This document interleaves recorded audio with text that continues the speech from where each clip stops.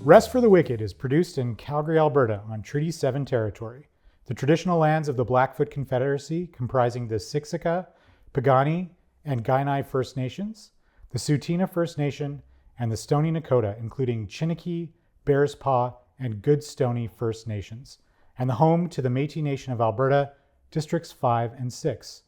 We make this acknowledgement as a small gesture of reconciliation with the Indigenous peoples who have lived on these lands for centuries. Good morning. Good morning. How are you? I'm all right.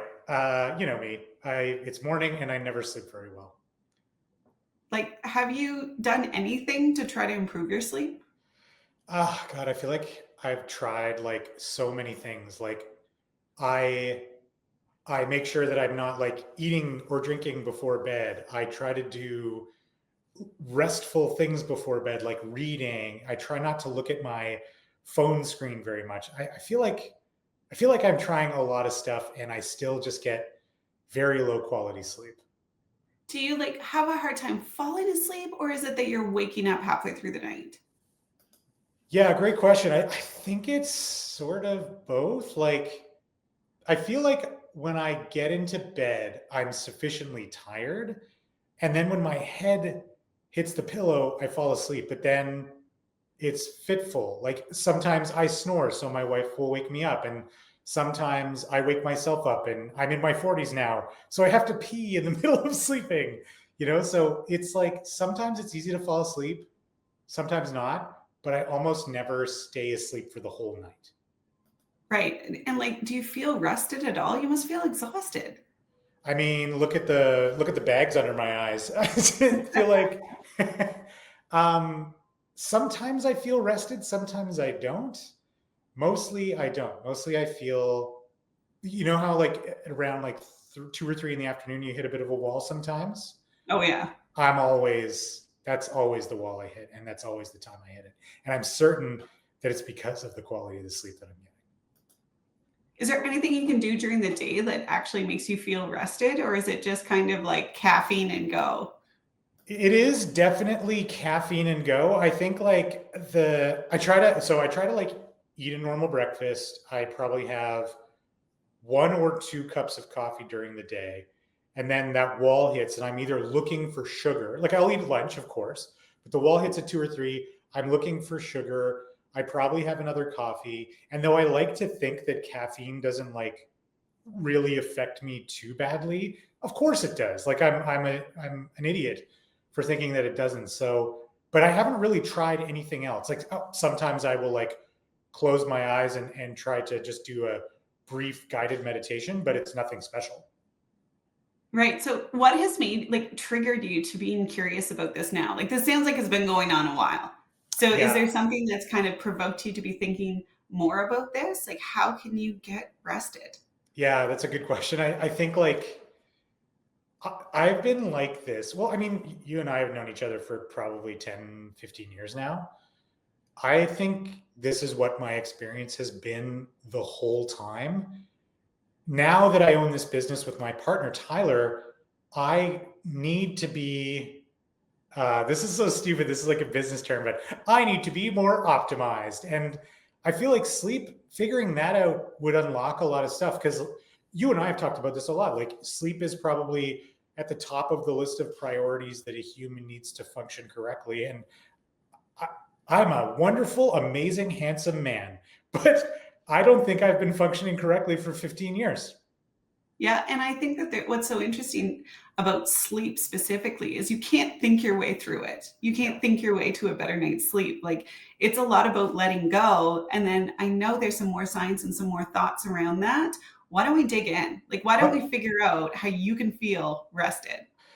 This is what I've been waiting for my entire life, Lisa. Let's do it. Done. Hey everyone, I'm Adam Rosenhart, one of the hosts of Rest for the Wicked, a podcast where we figure out how to actually rest properly. And I'm Dr. Lisa Belanger. I'm a researcher, entrepreneur, and snack holder for Two Tiny Humans, constantly in search of ways to get rest. And you're not good at rest either. No, I'm terrible. I know all the things. Yeah, yeah. It's the cobbler's children having the worst shoes. Your Yeah, shoes are terrible. My shoes are terrible. Yeah. And it's why I'm so interested in this topic is because I'm so bad at it. And I've researched it at an academic level, and it's still something that I'm phenomenally curious about because it's not something you can think. It's actually the opposite. It's letting go. Yeah. So trying to explore how we can do this and what integrates and actually fits into life. It's one thing if it's like the perfect situation and you can, be on a wharf, like on the water and with a glass of wine and everything's the nature sounds and everything, you can idealize it, but what works in a really busy schedule to get that respite?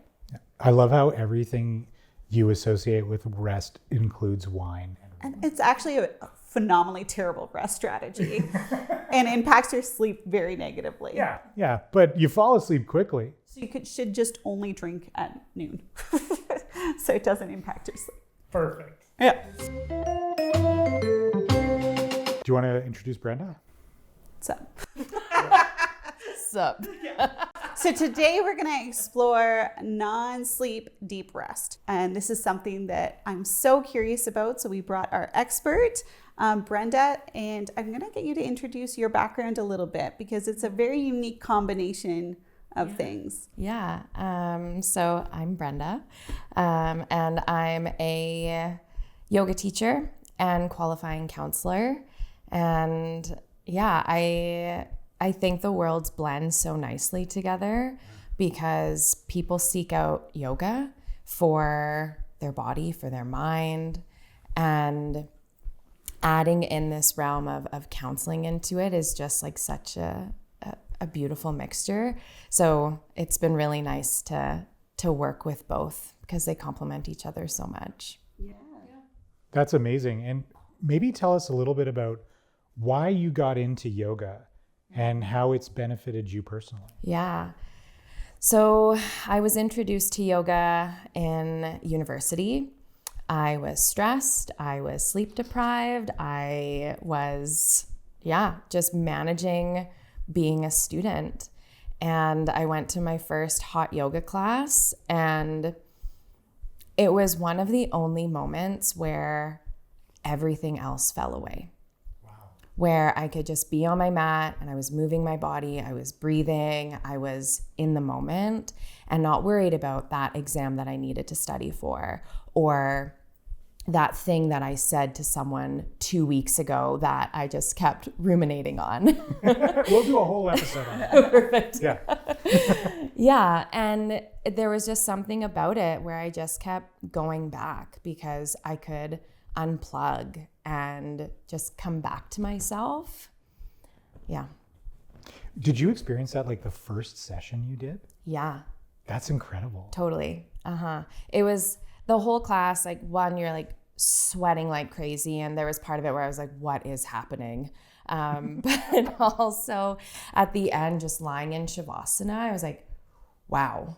And then leaving it and just being like, I feel better. I feel more grounded. I feel more calm. Because I think sometimes like when you're studying or like focused on work or whatever, you think you have to like stay with it and like don't take a break, keep working. But it's actually removing yourself and then coming back into it that can be really helpful. Like we need those breaks. Yeah. And for our listeners that aren't familiar with yoga, what is Shavasana? It kind of translates to corpse pose. So you're lying down on your back, your legs are long, your arms are beside you. If that's comfortable, you can have your hands on your body, whatever, but you're pretty much just lying down and being still. In a class, the teacher is giving you permission to rest, where it's so hard to give yourself that permission. And even with like some of my clients, they've been like, wow, like you just gave me permission to take a moment for myself. And I think that's a really potent piece to it of like someone else giving you permission in that studio setting and then learning that you can give yourself that permission as well. And I think I'm going to add on to that because we can practice this wherever with audio and it doesn't have to be in a class, but not only do you have permission, that idea of having permission, you can't run away. Like it's very disruptive to go check your phone or like to leave class, right? Like so you're almost Yeah. trapped, but in a There's good no way. escape. Yeah, You can't where go it's fold your laundry or well, you're and you Yeah. you kind of just like settle in there to be like, it's an hour class. I will be here for an hour. When you are practicing or have the intent to practice, and there's so many other demands, it doesn't have that space that is protected. my evolution as a teacher. At first, I was like, spicy classes, challenging. Gotta do the booty. And maybe this is for another time, but I think that was like partially like ego. And like when you're a teacher, there's like a level of performance. I mean, like, hello, I'm here. Will you accept me for what I'm teaching? Will you come back? So like almost making it memorable and being like, oh, like, okay, the playlist has to be really good and it needs to be unique. And I think just who I was at that time, I wanted that like spice, that flow. And then over the years, I slowed down in my teaching and kind of in life too. And then this woman who I'm really interested in, she's really outdoorsy and stuff as well. She was coming into Calgary to run a training. And I was like, Yoga Nidra, this is really interesting. Like you lie down in Shavasana. This one, I was like, wow, like what can happen when you're just lying down? We sort of introduced this episode as being about non-sleep deep rest. And we've talked now a little bit about Yoga Nidra. What is the difference if there is one? Yeah. So I would say NSDR, non-sleep deep rest, is like this bigger umbrella term that encompasses mindfulness exercises where you kind of like, you're awake, it's non-sleep, but you almost like hover between awake and asleep. So it's like on a spectrum more where like NSDR and even Yoga Nidra lands in the middle. But NSDR... Sorry, like the spectrum being from like awake to asleep? Yeah. Okay. And you're kind of hovering in the middle, which can come from like different mindfulness practices. But NSDR, I would say, is like coined for more of the modern world where you're seeing Yoga Nidra in NSDR. Okay. And Nidra is like you're using the yoga language. You're more so following a script. So like to kind of get into the yoga part of it a little bit. In yoga philosophy, there's a belief that we have these like different layers to our being. Almost like a lampshade. So you take one off and there's a smaller one inside, and then you take another one off.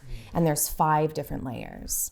And in Yoga Nidra, you target each layer with a different type of meditation. So you start with the body, and then you go into like energy and breath. Then you go into emotion, and then you go like down into bliss. And yeah, so you'll hear this word koshan, you'll hear the yoga language, and in Yoga Nidra, you're often setting an intention, your sankalpa, kind of like your heart's wish. And you plant that seed. And with NSDR, you can do these little bits and pieces of Yoga Nidra, of like body scan, breath, mindfulness, of just kind of like attuning into the moment. But it's a little different. You're not getting the yoga language. Can we talk about the meditation that Brenda took us through? I was just going to say one thing, tool that was used. So we just did a 10-minute, 15-minute. It felt longer, by the way, and in a good way. In a good way. Yeah, I don't know how long we were doing that for. I have no idea. Yeah. Which is great Yeah. for everybody.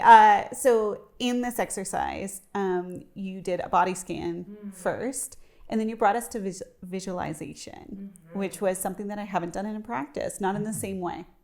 That was interesting. Yeah. And associating, like I've done it in therapy, and I've done it in different places where you talk about basically your happy place. You're like, bring yourself somewhere. You didn't use the word happy place, but bring yourself somewhere that you're really content. Like you have an association with bliss. And so that was really interesting to me. And again, you're being invited and given permission to do that, which we need to invite in more often throughout our day. What I found so interesting about the body scan aspect today was like, like I could almost visualize brightness around when you were like, feel each of your fingers. And then as we moved on to the other hand, the brightness there dissipated. It was really, it wasn't anything I'd ever experienced before. But also because I just wanted to be really good at it, you know? So I was very focused. But it was astonishing. And even the visualization, I remember feeling like joy thinking about places I hadn't thought of in a long time. Yes. It was great. Well, when we ruminate, we so often go to the negative. Yes. It's almost like we need permission and prompting to come back to these really incredible memories that we have. Yeah. One thing too that I always find interesting when I teach certain practices, mindful practice around body, is that you started with think of your left thumb. And it's like, oh, I've really never thought of my left thumb. Like we don't think of our bodies often unless it's in pain. Unless we are uncomfortable or in pain. It's also something, I shouldn't say everybody, but certainly many of us. Yeah, definitely. It is you said stick on a head on a stick. Yeah. So we talked about the psychological benefits of it and kind of alluded to the nervous system benefits. What about a performance benefit? So if we think of cognitive performance, do these practices help? Totally. NSDR, Yoga Nidra, they mimic aspects of sleep. So when you're in a Nidra practice, your brain waves shift into like alpha theta, which happens during sleep. So that helps with memory, with focus, concentration. After a session, after a little practice, you can start to sense those benefits. There's also that 2 p.m. to 5 p.m. time during the day where there's a dip for many people. So a lot of people will practice in that time. Your cortisol will go down, dopamine increases. So then you can move into that later afternoon with more focus, with more concentration. It can be practiced at any time. It kind of depends on what you're looking for. So right before bed is great if you're that type of person who's lying there, who's thinking about everything that needs to get done or what you didn't get done during the day. So do it before bed, because then that shift, you get out of your head and into your body. You relax, you can fall asleep. If you are waking up in the middle of the night, you can put a podcast on or whatever else you're doing, or throw a Nidra on. Yeah, to me, that's such an obvious solution. Yeah. And it can be during the day. I like to use it kind of midday. It's almost like my meditation practice at points. But say if I didn't get a great sleep, if I have to get a lot done that needs my focus, that needs my attention, then I will take that 10-minute pause and plop down on the floor if you can, or that's depending on where you are, not so easy. So you can do it seated too and just do a body scan. That's what I was going to ask too, is for most people, fitting an extra thing in is the difficult part, right? I have the intention to do it. I want to do it. I see the benefits of doing it. I love it when I actually do it. But how do I fit it in? So is there a micro-dosing version of it? Can you do small 5-minute in the car when you're waiting for a kid to come out of dance practice? Is that something you can use this tool? And does it come in a pill that I can swallow? So then I don't have to do anything. Have you it figured takes that up out? no time. I'll let you know. I think you'll be a millionaire if you can figure that Probably. out. Yeah. I would say if you can carve out 10 minutes, that's great. There's research that says there's one research paper I'm thinking of where it's 13 minutes every day for 8 weeks. Shows a lot of improvement in mood, in focus, in concentration. So many of us don't pay attention to tension in our body, and that often connects to emotion. And so we don't know why we're expressing ourselves a certain way. That is one thing that I've learned from meditation, is just that mind-body connection more. Yeah. And it's made me this sounds absurd, I think, but it's just made me more patient because I can be like, oh, I'm making a fist. My knuckles are white right now. Yeah. And like this practice just brings so much more awareness into this business. Yeah. Yeah. And I think that's so common, again, that we just are just hyper unaware. We're also not taught this stuff, Absolutely. right? Like we just don't, no one's ever like, hey, the reason you're balling your fist up right now is that's connected to anger or whatever, you know, like no one tells us this stuff. Yeah. Or even with clients sometimes, so I'm like, okay, like that anxiety, like where do you feel it in your body? And they're like, what? My what? Totally. Well, and they're like, well, I'm just like, I have anxious thoughts. I'm like, okay, but how do you know you're anxious? Like, what is your body telling you? Yeah, that's interesting. But that's the thing too. Like we've been told, taught, rewarded for performing, for doing things. And brain stuff usually, right? Correct. Yeah. And like it's something that we do all the time, and we don't teach, practice, reward letting go. Yeah. Right? And resting. Like good job for taking your coffee break never happens. Like it's just No, it's like, why did you take that break? You have work to do. exactly. Yeah. And that so I think that there's something to be said about, again, with it, even with the name differences of non-sleep deep rest and Yoga Nidra, is it's almost like the non-sleep deep rest makes sense to my mind, makes sense to my brain, makes sense to my performance. And that's an introduction to the actual experience of it, which is literally the opposite of trying to think about it. Yeah, totally.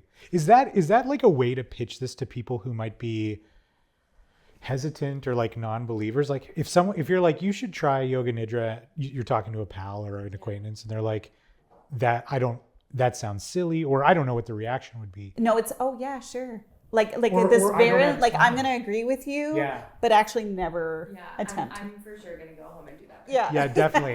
They're rolling their eyes as they say it. But how do you pitch Nidra to people who are hesitant maybe? Yeah, I think it just comes down to like, do you want to choose yourself? Yeah. Ooh, I like that. And it's like, oh, like I'm tired, I'm like stressed out. And it's like, okay, well, give this a try. It doesn't take that long. Yeah. And just see. And there is a lot of resistance. And it's either like, oh, my mind is just so busy I can't, or Yes. I don't have the time for this. Yeah. And I think actually what I do love about it is that could all be true. But when you're guided, it helps so much, right? So if I'm left to my own devices, I will tell you that in the busiest times, I don't have access to my meditation practice. It's not there. I can't slow my mind down enough to simply do my breath work without having racing thoughts.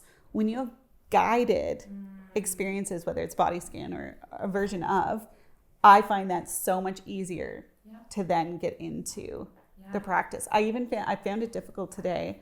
I practice more now. I typically can get in, but I knew we were being filmed, and I was literally thinking through, like, I didn't print off the script, and I didn't so I felt at the beginning of the practice my mind was racing, and then a couple minutes, no idea how long.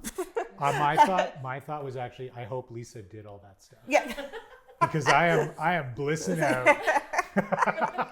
We're good. Yeah. Yeah. I'm sorry. And you bring up a good point, because do it when you're angry. Do it when you're stressed.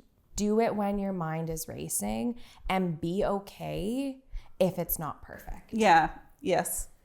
Because like, okay, you tried, and all right, my mind was racing for the majority of it, but maybe for a little bit, your mind wasn't racing. Yeah. Because if we're always waiting for that perfect moment to do it, we'll never do it. Yeah, and what I really appreciate about being in class today is if I was practicing alone here, I would have stopped. I would have got up to do the things, and I would have left it. Yeah. But because I was in class, I stayed with it and got the experience of it at the end, right? Yeah. I think I just realized why I experience those feelings of, oh, this is silly when I do meditation. It's because I'm worried I'm not good at it. I'm worried, yeah, and you're not doing it right. But yes. That's why it's a practice. Like Yes. you're literally just practicing every time. Yes. It's not like, I don't know. Anyway, that You've just never kind of like, this is, so I have a 9-year-old son. Yeah. He had a really good hockey game. Okay. So they won 4-3. He got 3 of the goals and he came out to the car like, I have hockeyed. Like I have successfully done this sport. There's no more things I need to do. And I just thought that was so funny because I talked about practicing skating. He's like, no, but I'm good. Right? Did you see how many goals I scored? Yeah. Like, what do you mean? Yeah. And so like that idea of like, you're not, typically you don't go through a mindfulness practice and be like, I have mindfuled, nailed it. I'm done now. Yeah.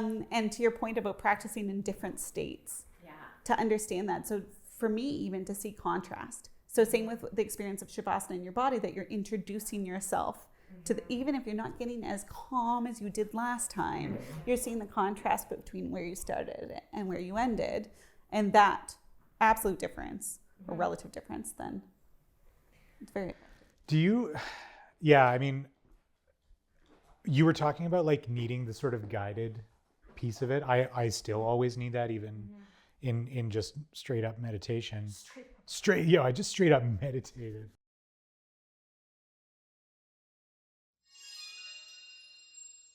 If people can't access classes for whatever reason in person, what are some of the other resources they can find to try non-sleep deep rest yoga nidra? YouTube has a ton of stuff. Just be mindful of ads. Because like, especially a longer one, you're like, oh yeah, perfect. And then it's all of a sudden like, oh, like buy this car or buy these pants. I should buy that car. You're like in this hypnotic state. Tomorrow I will buy the car. What I do love about YouTube with it is you can literally type in 10-minute Yoga Nidra, or like I have an hour, I'm on a plane. You can get that. So I really, really, really like that about YouTube. Yeah. Spotify, like more and more people are going on Spotify, like the few teachers that I enjoy. And the variety is so nice because you have to find someone that you enjoy. Some voices, it starts and I'm like, no, I am not relaxing to you at all. That's hilarious. So you find like your people, you find those voices that work for you. But yeah, and then if you use meditation apps, there's a ton of meditation apps and you can type in NSDR, Nidra, and they'll even, like you can filter it to how long it can be. So there's a ton of resources out there and a lot of it you don't have to pay for, which is on another. your phone. Like Yeah, that's you great. have access to them. Yep. And a lot of it, like download it so then you have it for later. So if you are on a plane and there's no Wi-Fi, then it's there for you. Is this something I should or could teach my kids? Totally. I feel like that would be such a gift to give younger people, anybody, but like younger people, to be like, this is how you can get into this state. This is how you can deal with even just experiencing the awareness of. Oh, so few kids feel it, but they can't give voice to it, right? So I mean, if you specifically ask too, like, where do you feel the stress? They will say my stomach. They will be able to give some indication. I would argue they're better than most adults. that's true, yeah. And they are being taught a little bit in school too, that emotional intelligence piece that I feel like generations before us and us may have lost. But I think it's such an interesting practice, at, like literally as a gift, to send people out in the world, so that when they're in university that first year, they're experiencing those life stressors, that they do have a tool in their toolkit. Yep. And they're not like, oh, I've had this terrible feeling I must go to the emergency room. No, that's just anxiety. Totally. Right? But like then you, Yeah. but you think of like how we react to these difficult conversations, difficult emotions, and so much of it is escapism, whether it's on our phone, whether it's Netflix or any streaming service, but not this one. And no, but just trying to escape from thought and escape from the feeling instead of going through it or feeling it. And this is not necessarily always for that, but it's a really good introduction to how we feel stress and how we can learn more about ourselves in it. You have to feel it to heal it. Yeah, well, there we go. Write that down. Brenda, this has been an amazing conversation. Yeah, I Thank really you. enjoyed this. Yeah. Thank you so much for coming and chatting with us. Of course. And for the practice. Yeah, and for the that was fabulous too. Yeah. Yeah. Is there any place online people can find you, or? Yeah, I have some yoga classes on YouTube. I'm in the process of actually recording like more Nidra stuff. Nice.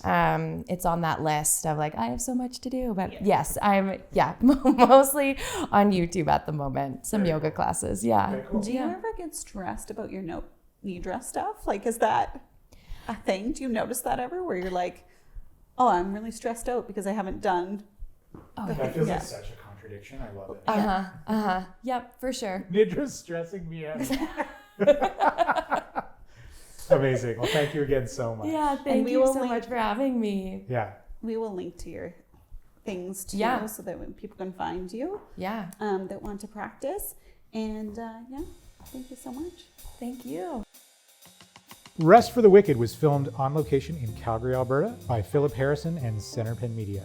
Pre and post production by Conscious Works and Adverb Communications. And of course, huge thanks to Yoga MCC Bo Ness for hosting us in a delightful Yoga Nidra session, and to Brenda Lee Rooney for sharing her knowledge and expertise with us. You can connect with us through the Rest for the Wicked Instagram and TikTok accounts at Rest for the Wicked Pod. And make sure you subscribe to Rest for the Wicked wherever pods are cast. I've never heard anyone say that before, so I wanted to I like it. We'd love to hear about your experiences and struggles with different forms of rest, and if you have an idea for a future episode, let us know that too. In the meantime, remember, get some rest so you can stay wicked.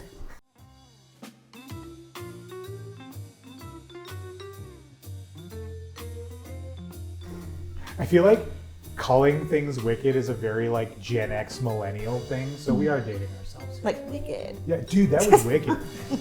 Such a good word. That was rad.